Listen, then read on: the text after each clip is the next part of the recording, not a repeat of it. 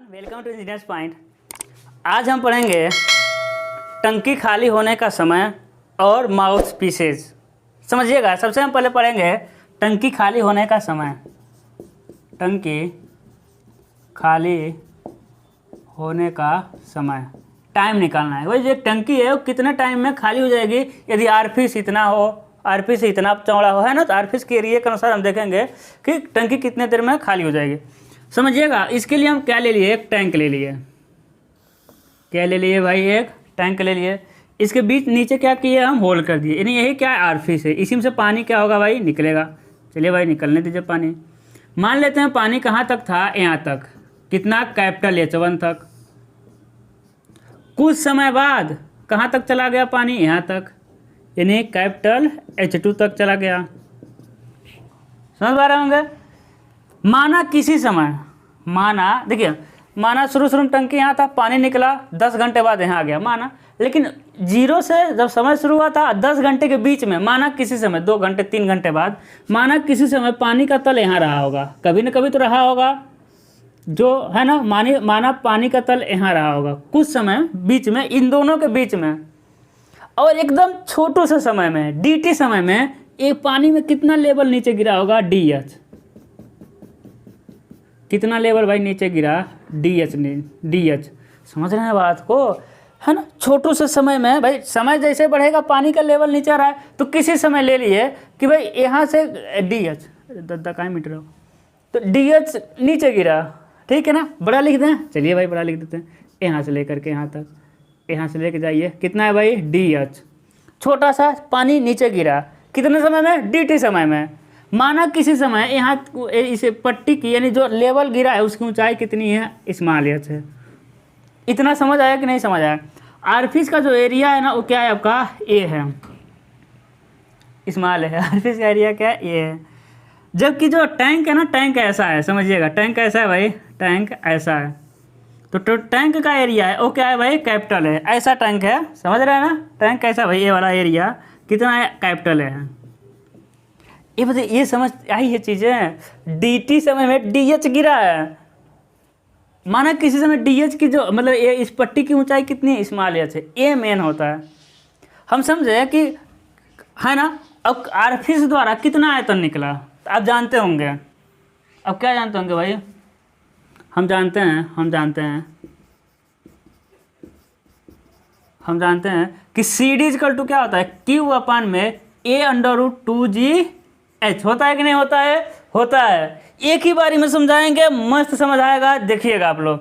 इतना होता है Q कितना डिस्चार्ज गिरा, मेरे भाई, CD A√2GH, है ना। हुआ कि नहीं हुआ, ये तो डिस्चार्ज हुआ। डिस्चार्ज मतलब क्या होता है कि मीटर क्यूब प्रति सेकेंड हुआ। 1 सेकेंड में कितना पानी गया, ये डिस्चार्ज हुआ। क्या हम दोनों तरफ सेकेंड से गुणा कर दें, समय से गुणा कर दें, तो सिर्फ आयतन निकल जाएगा। तो पानी के द्वारा, आरफिस के द्वारा कितना आयतन पानी निकला, इसके लिए क्या करेंगे, दोनों तरफ हम dt से क्या कर देंगे, गुणा कर देंगे। बात समझ रहे हैं। हम कहेंगे पानी के द्वारा कितना आयतन बाहर निकला, तो मीटर क्यूब प्रति सेकेंड तो डिस्चार्ज है, फिर इसमें टाइम से गुणा किए, सेकेंड कट गया, तो इतना आयतन बाहर निकला भाई, ठीक है। इतना आयतन बाहर निकला, समीकरण 1। आरफिस के द्वारा कितना आयतन बाहर निकला, इतना आयतन निकला भाई। आरफिस के द्वारा आयतन बाहर निकला ना, लेकिन पानी कितना आयतन नीचे गिरा, जो पानी का लेवल था वो कितना नीचे गिरा, इतना नीचे गिरा। कितना, तो टंकी में पानी खाली हुआ आयतन, पानी का खाली हुआ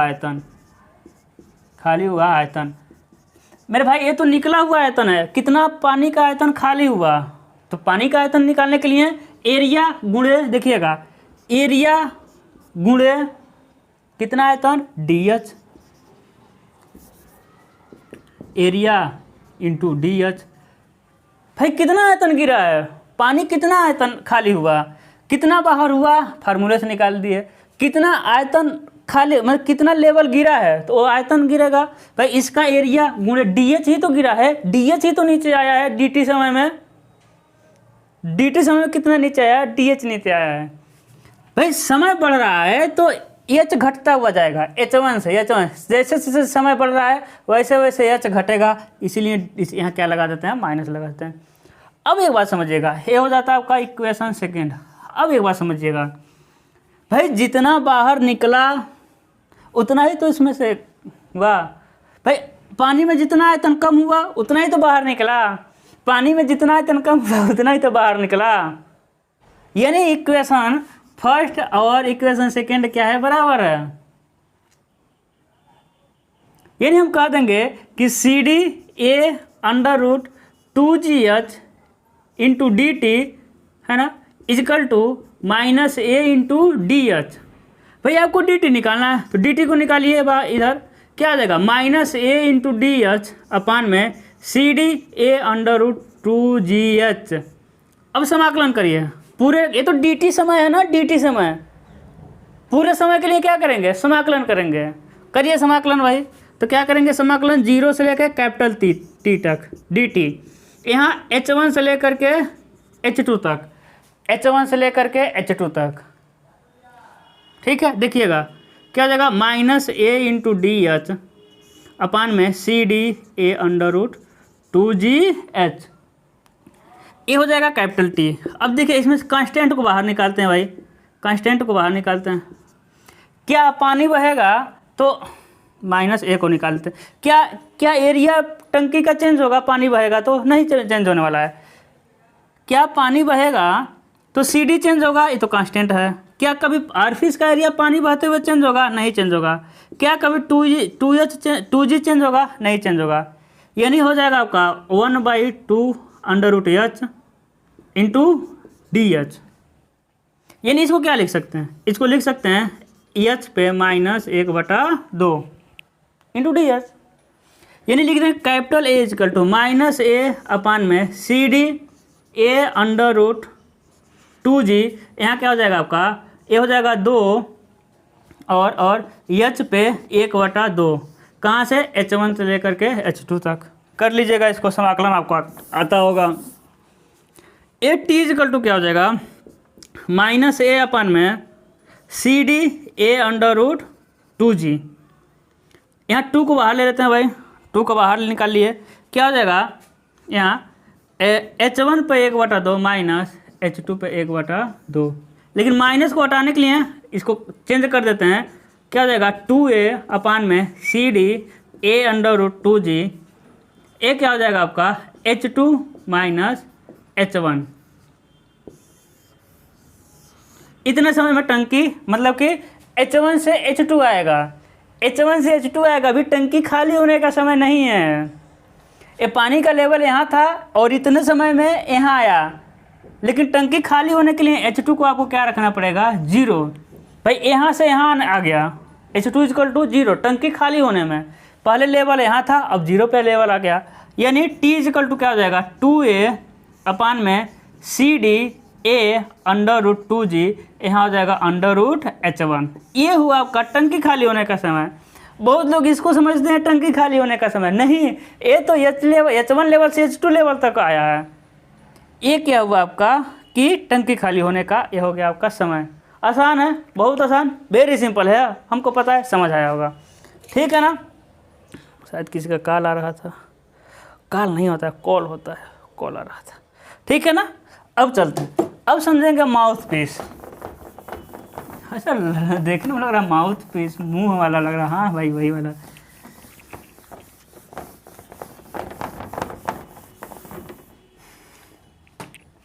माउथ पीस, MOUTHPIEC,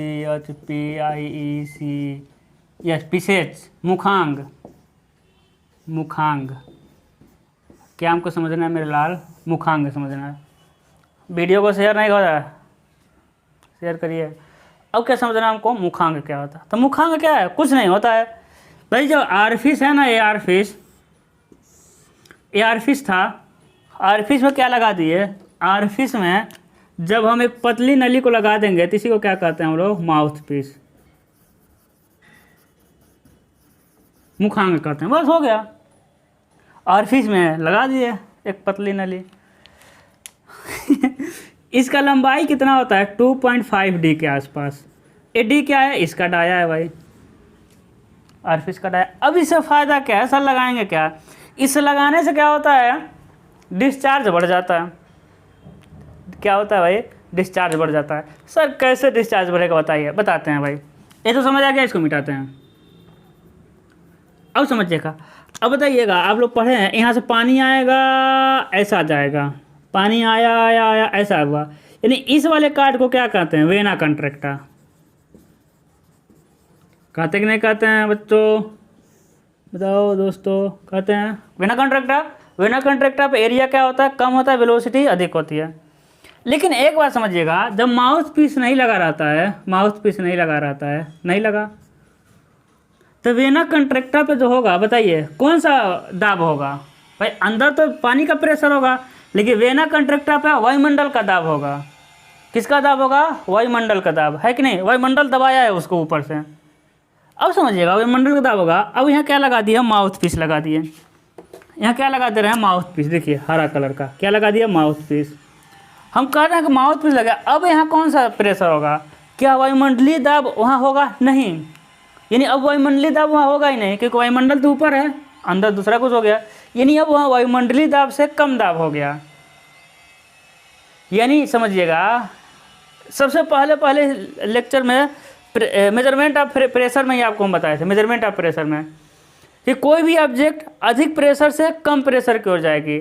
जितना कम प्रेशर, जितना प्रेशर में अंतर होगा ना, उतना ही तेजी जाएगी। प्रेशर में ज़्यादा अंतर, ज़्यादा तेज़ी से। पहले यहाँ कुछ दाब था, वायुमंडलीय दाब, अभी भी दाब है, लेकिन वायुमंडलीय दाब से कम दाब है, यानी और तेज़ी से पानी बहने लगेगा, जिससे क्या होता है, डिस्चार्ज बढ़ जाता है। यही कॉन्सेप्ट है माउथ पीस का, बस हो गया। अब क्या होता है कि माउथ पीस के टाइप होते हैं, टाइप होते हैं। तो सबसे पहले हम देखेंगे लगाने के आधार पर, भाई लगाने के आधार पर कहाँ लगाएंगे, कितने प्रकार के होते हैं। तो दो प्रकार का होता है भाई, पहला होता है आपका इंटरनल, और दूसरा क्या होता है, एक्सटर्नल। हमको कहीं जाना है, इसमें थोड़ा जल्दी में, इसमें न्यूमेरिकल वगैरह नहीं है, आसान है। यानी आपको लिखना है internal mouth piece, external mouth piece, MP लिख देना है, ठीक है। अब इंटरनल एक्सटर्नल बहुत आसान है भाई। ए हो गया आपका ऑरिफिस, ए हो जाएगा आपका एक्सटर्नल, ए हो गया आपका ऑरिफिस, ए हो गया आपका इंटरनल माउथ पीस, बस external mouth piece, internal mouth piece हो गया। अच्छा सर बुक में देखिएगा, फिगर बनाया होगा, मैं समझा दे रहा हूँ। जो दूसरा होता है आकार के आधार, आकृति के आधार पर, किसके आधार पर भाई, आकृति के आधार पर। अब 3 प्रकार का होता है, सिलेंड्रिकल, बेलनाकार होता है। दूसरा होता है आपका कन्वर्जेंट, कन्वर्जेंट यानी अभिसारी। तीसरा होता है आपका convergent divergent mouth piece, mouth piece, mouth piece. मतलब क्या हुआ, एक क्या हो गया आपका माउथ पीस बेलनाकार, भाई ऐसा रहेगा तो बेलनाकार माउथ पीस हो गया। एक हो गया आपका माउथ, एक क्या हो गया ऑरिफिस, ये हो गया आपका कन्वर्जेंट माउथ पीस। अगला हो गया आपका ऑरिफिस, ये हो गया आपका convergent divergent, convergent divergent mouth piece हो गया। 3 तरह का होता है, ठीक है। अगला क्या होता है, विसर्जन के प्रकृति के आधार पर, विसर्जन के प्रकृति के आधार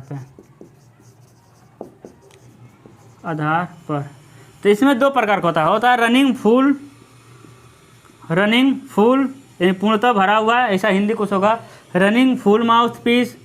दूसरा होता है आपका running, running free mouth piece,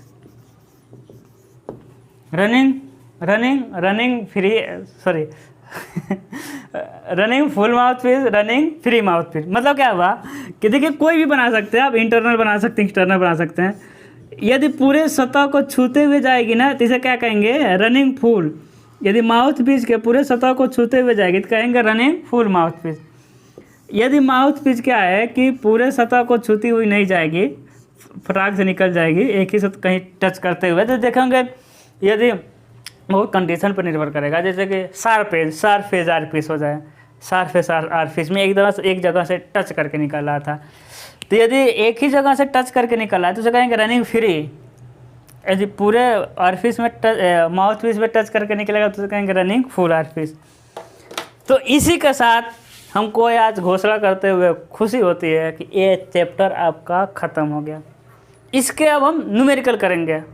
इसके न्यूमेरिकल बहुत आसान होते हैं, बस फार्मूले पर रखना होता है। आप लोग नहीं यकीन करेंगे, जब हम पढ़ रहे थे सेकेंड ईयर में थे तो आया था न्यूमेरिकल, और ऐसा न्यूमेरिकल आया था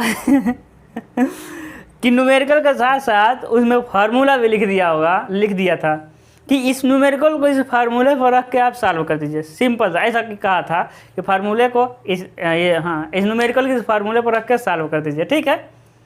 तो ऐसा दिया था। आपको नहीं यकीन होगा तो देखिएगा 2013 का पेपर देखिएगा, सारे पेपर 2013 का देखिएगा, और जो क्वेश्चन आया है उस पर फार्मूले भी दे दिया था कि इस फार्मूले पर रखना है, ठीक है। तो इतना आसान आ गया था। तो आज के लिए बस इतना ही। अब न्यूमेरिकल लगाएंगे, उसके बाद अगला चैप्टर शुरू कर देंगे, ठीक है। तो हंसते रहिए, मुस्कुराते रहिए, वीडियो को शेयर करते रहिए, सब्सक्राइब कर लीजिए। Good luck.